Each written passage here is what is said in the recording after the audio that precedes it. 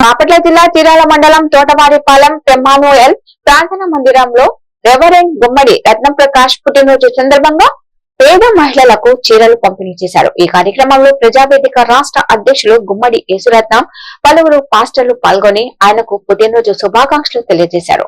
26వ సంవత్సరము జనవరి నెల 11వ తారీఖు మరి పాస్టర్ గారి తమ్ముడు పాస్టర్ గారి పుట్టినరోజు కూడా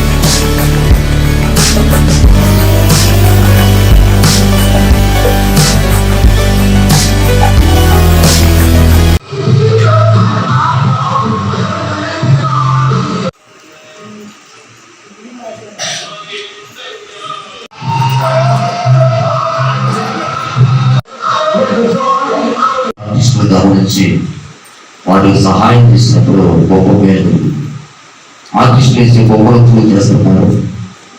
ఆర్టిస్టులు జీవితంలో రంగులైపోతే వాటి గురించి పట్టించుకోవడం అయినప్పటికీ ఈ నూతన సంవత్సరంలో మా శిష్యులు 14వ తమ్ముడికి మన వాళ్ళందరూ పిలిపించేయాలి.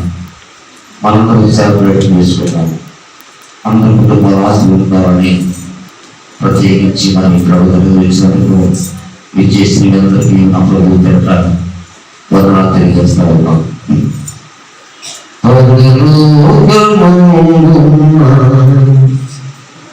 మా తండ్రి